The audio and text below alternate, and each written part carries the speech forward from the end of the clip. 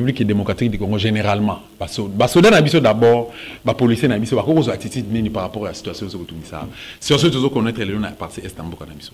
Attitude na bango cause nini. RDC a quoi se comporter comme un drapeau RDC cause en position ni. Non, drapeau RDC, il faut continuer à flotter. Il faut garder toujours ce peuple digne. Au Mobutu, la Zaïroise, ce peuple grand, il faut toujours continuer. Et je crois que l'état d'esprit n'a fait ça justement. État d'esprit est soldat inconnu. Oyo, Aouti Kozala tué na Rwanda. Donc, tous na esprit wana, il y a éveil, esprit wana, il y a riposter, esprit wana, il y a défendre à n'importe quel prix économique. Et s'il faut affronter l'ennemi, aller vers l'ennemi, je crois qu'on doit avoir ce courage-là. Il y a que ça, réponse nous exacte parce que l'Union, c'est comme une réponse diplomatique. On a vu ici que même Bissot, c'est pratiquement ridicule. Ni to kete, réunion ni to kete, to tamboli partout, to so kende.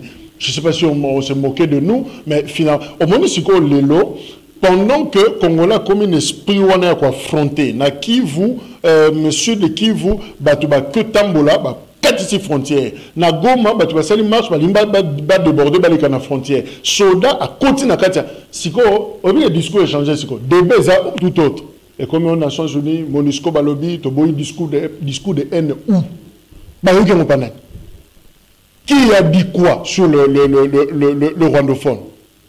Non, pourquoi on ne va pas se rabattre makam? Or, ils ont un effet moko psychologique. Tant que bunda bitumba, ba kotisi notion moko boye, keba na discours de haine, keba na boye, comme vous te dire la CPI est là. Fais attention. Au moment que même courage aux agina bunda, tu deviens réfléchi. Au moment où sima, et ça le roi bunda ba kanjo maboko. Tu ne sauras pas. Au continuité. Moi, je pense que c'est hypocrite cette thèse-là. Nazo, depuis ton bandit, na yo quitté, revue de presse et gros seulement. Na mona mouta pondre article moko, mouta sali émission moko, il demande aux gens, ceux qui biloko nini, le rôle de radio 1000 collines, na tikali koyoka ngote, je suis à Kinshasa, na landaka presque ba chaîne nyos. Na tikali koyoka loko mote. Mais, ma belle mozanine, et nous, on a ministre des Affaires étrangères, Rwanda, Bimissi, on a Conseil de sécurité. MONUSCO a vu.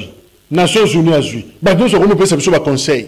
Badou se remonte le Banamiso, on discours de haine, on a mon Yachisekedi. Na monoka ya sama lukonde, na monoka mouya, na monoka ya nani, nous tout le monde a le bangote. Personne, un leader d'opinion, a le cas où journaliste moko a harangué fou là le Banabatuli comme du genre, faites du mal. Jamais du tout. Mais, ma belle discours wana et contibiso. C'est ça qu'a commis les bisons. Tous les journalistes, faites attention, contrôlez le blog Bozoloba parce que période déjà sensible et tout ça. Alors, comme mais monsieur va calcul. Ah, monsieur téléphone ouvert et Katani, tout le monde calculer, message il faut rejoindre, il ne faut pas rejoindre.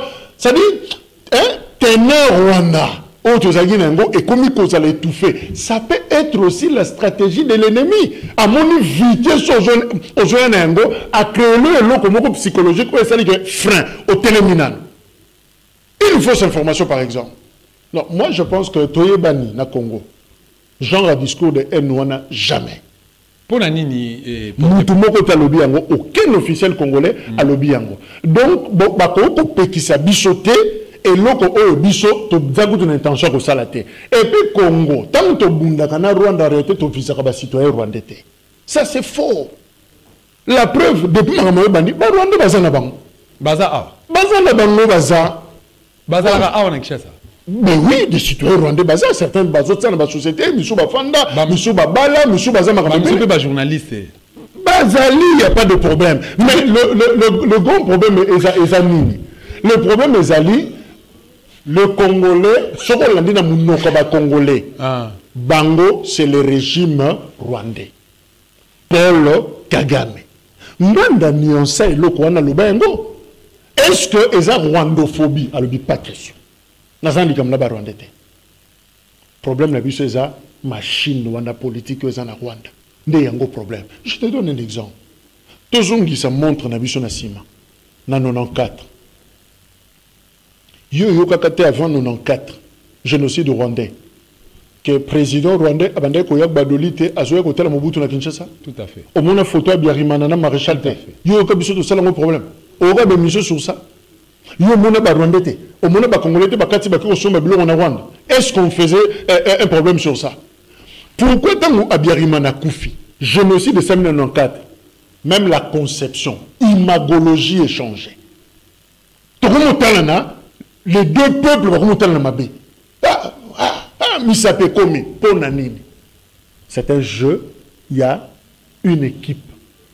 Acteur moko ba côté en scène, ba elbiso makanisi moko ya mabe comme pour nous dissocier, comme pour nous penser biso. Mais on a fini par comprendre aussi que pour tous à la peine à Kimia, pour que les deux peuples bazonga na bien, c'est qu'il faut cette machine là sauter. Il faut qu'on change de l'autre côté. Parce que Rwanda banda kozala Rwanda voisin na biso depuis quand? Zaïre banda kozala Zaïre premier na Rwanda depuis quand? Tout ce qu'on n'a pas monté. Mais cette intention, il y a kolinga konfuka baninga komone la baninga conquête de terre, ko so espace baninga ko manipuler politique intérieure baninga et outi wapi. Mais c'est Kagame qui plaide pour un nouveau leadership dans la sous-région Grand Lac. Et nous pensons que si c'est lui le mal, il faut l'extirper. Ndeko Jacques Kalonji, to bundaki ensemble le bande konabisa IDPS au balobi ki basala combat 37 à l'élite. Na munoko na bango bande ko IDPS. Na sima leader na bango akufa papa Etienne Tshisekedi ya Mulumba. Ba yemba ki même nzembo keno zongisa na Rwanda. Que les Rwandais au Rwandais, la RDC au RDCien. Mais au jour d'aujourd'hui, tous agressés par Rwandais. Dans un moment favorable, moment propulsé pour que tout s'engage ensemble, tout élément, pour tout silisa marambo oyo, bango baza réservé. Qu'est-ce qui se passe? Non, je crois que nous avons communiqué Augustin Kabouya, parce que nous avons fundi pe bango, fundi bango M23 funda qui arrive à salir mission moko. Il est une chaîne de bango moko proche de bango YouTube Yokason UDPS a soutenu un discours de haine contre bango. Augustin Kabouya s'est mis au point pour dire non c'est faux, ils a bongoté. UDPS n'est pas dans cette logique là et pour une fois na papier wana Augustin Kabouya qui a signé secrétaire général il y a UDPS a le bien clairement que nous sommes agressés par le Rwanda via le M23 a condamné yango et a dénoncé a benyango alibi, ça dit prétexte oyo au Rwanda linkozo discours de haine balingi biso te bazo babominani et l'autre mon côté mais balingi ba créer et l'autre wana comme pour nous désorienter biso de côté on va se battre pour le Congo point barre. Donc l'UDPS, au travers, il a communiqué, je me dis, c'est déjà une prise de position courageuse, prise de position beaucoup officielle, parce qu'ils ont signé par le numéro 1, il y a parti Augustin Kabouya. C'est vrai, les gens s'inquiétaient quand même dans le silence, même les communicateurs, on ne sentait pas tellement,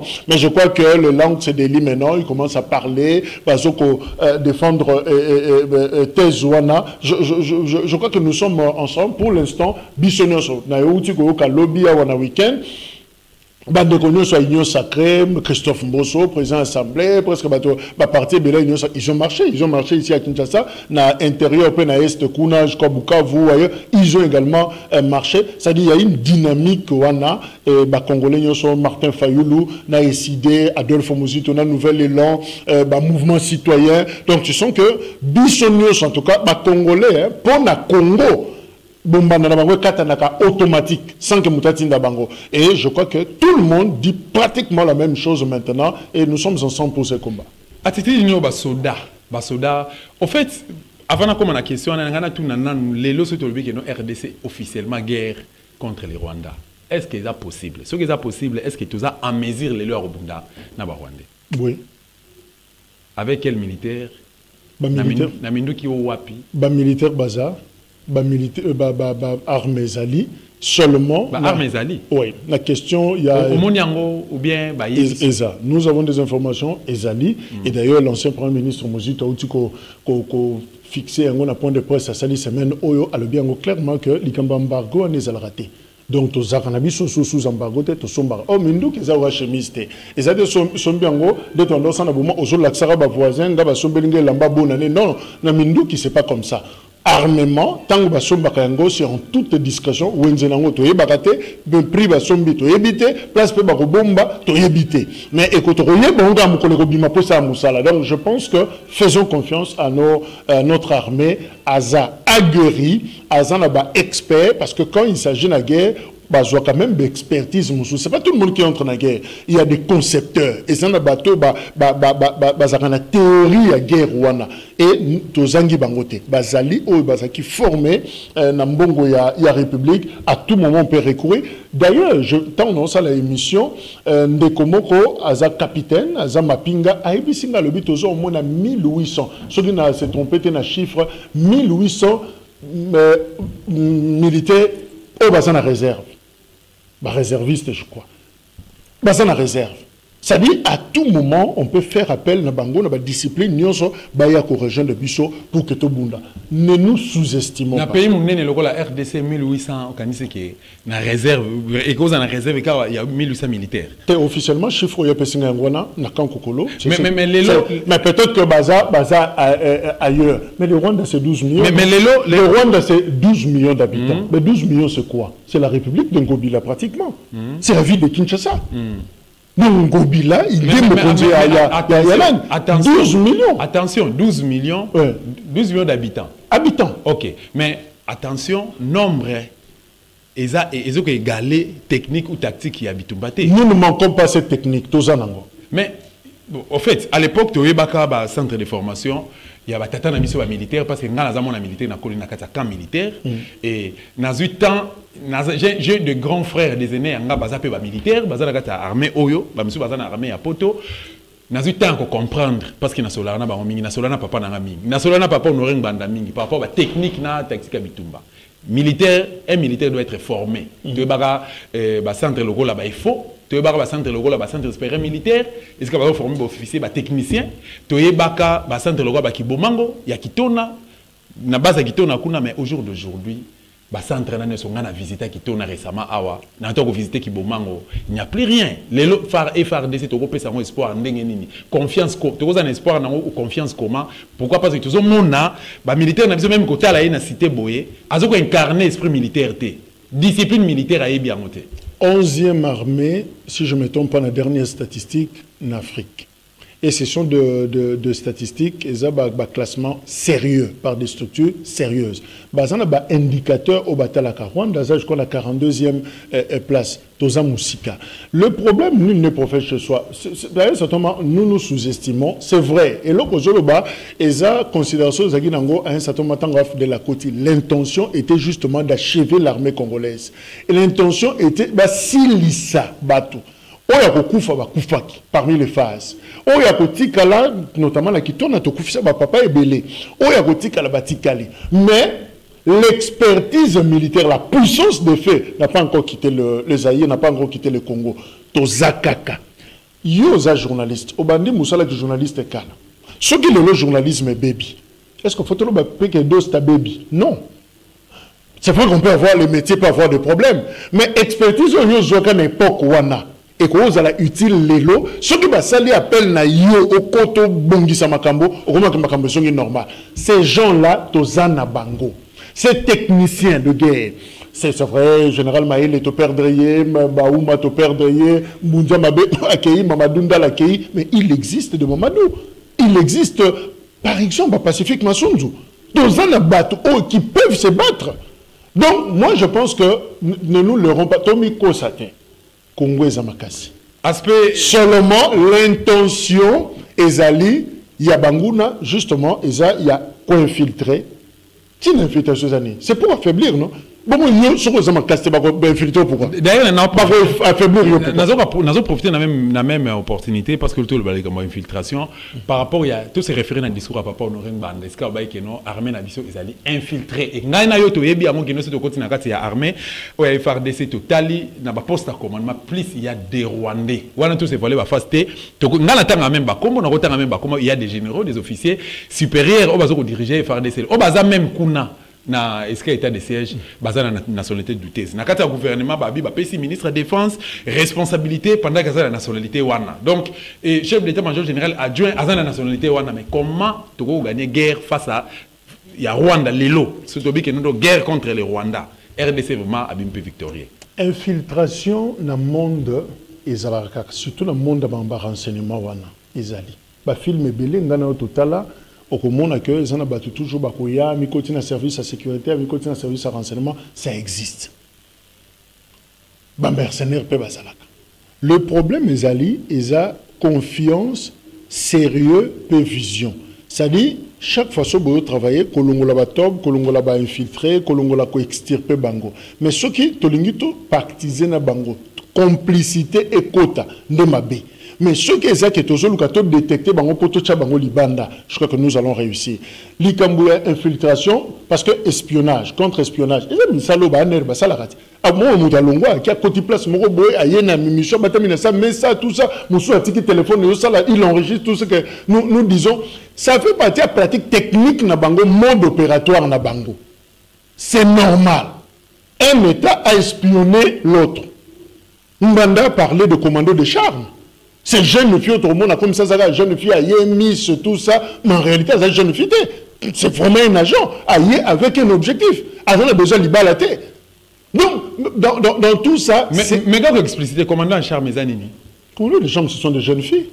Au monde où le roi est prostitution, arrêté sa prostituée, c'est une professionnelle. On a ma cousine, il y a Eric. Aza Moutabitumba. C'est-à-dire, on n'a pas payé sa information. Et à un journaliste célèbre, un acteur politique, ensemble, mais il y a besoin de certains paquets d'informations où Yazolinga soutiré et Panayo. C'est une technique normale dans le monde. Il y a Russie à infiltrer Ukraine. Ukraine infiltrera Russie, les Américains le font tous les jours. Ne serait-ce que là-bas film, tous autres exemples de film, tout le monde est à côté de Vietnam, à côté de Boé. Mais le plus important, il faut détecter Bango, Bolongo la Bango, extirper Bango, Salamoussala. Ma bende complicité, mais infiltration et zali. Mais au-delà de ça, notre métier peut être aussi infiltré, mais cela ne veut pas dire Bisoutotika Moussala, Tolongwe, journalisme Koufi, parce qu'il y a infiltration. Non.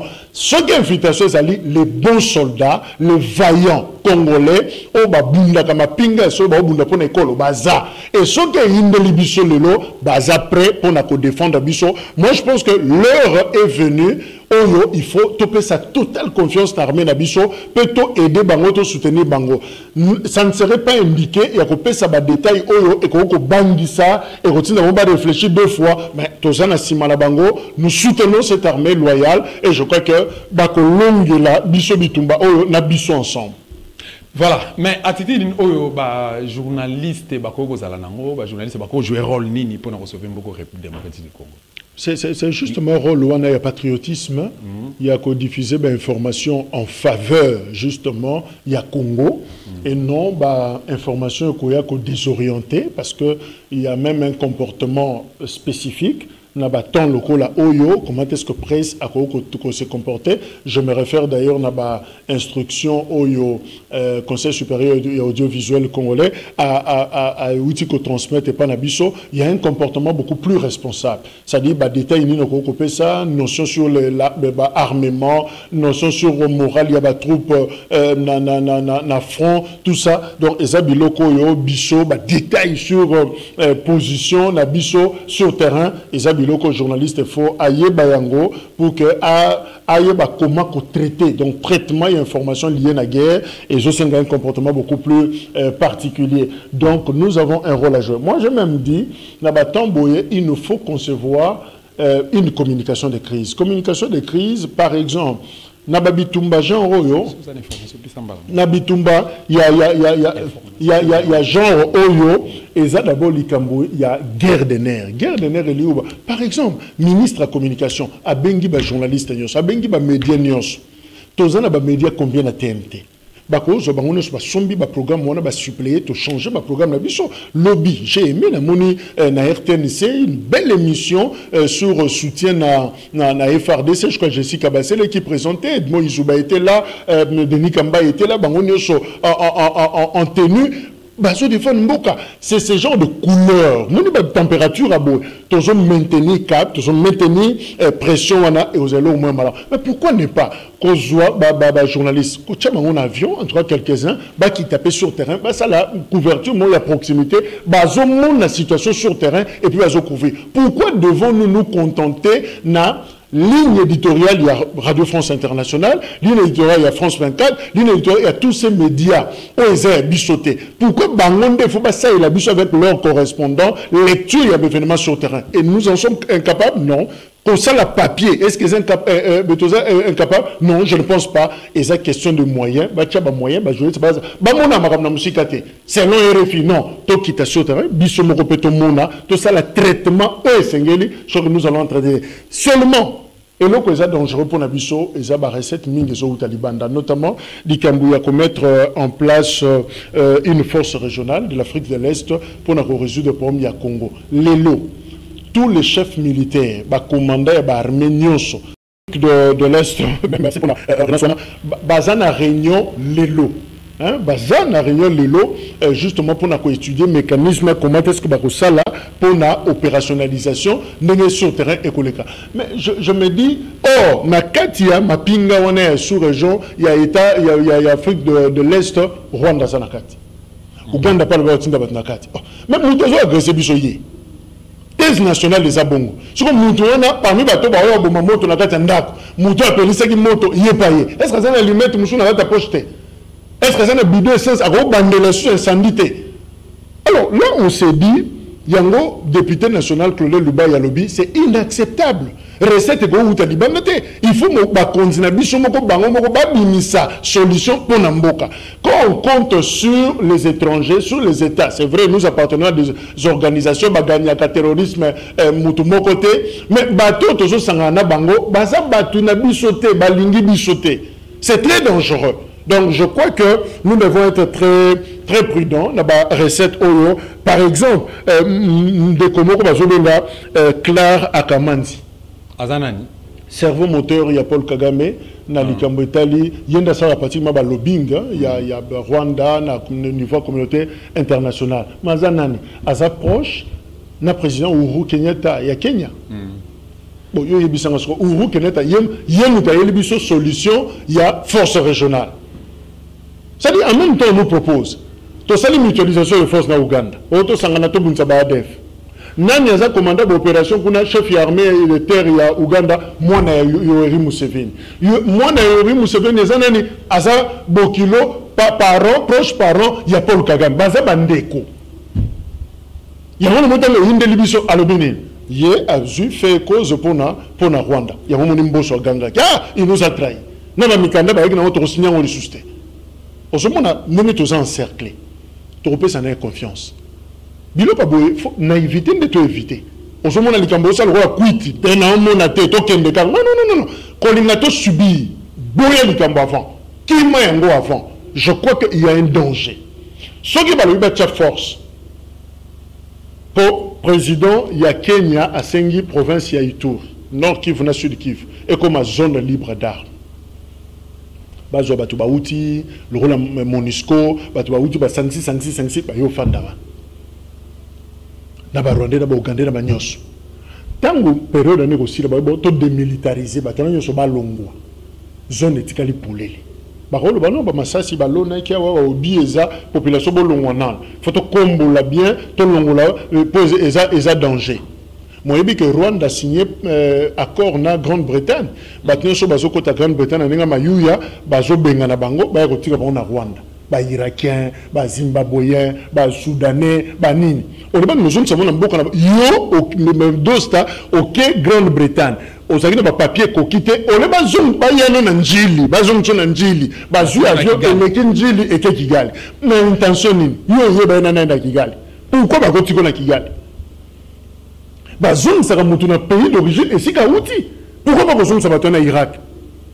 Pourquoi pas y a Kigali? Pendant que Kigali c'est le premier espace. Bazong on peut beaucoup faire un espace là et ça va pour les Sarkozy à l'Obayan. Pour faire un place là. Tant que Bazong mélange que ça les marrons multinationales, Batuaza bilongue belé.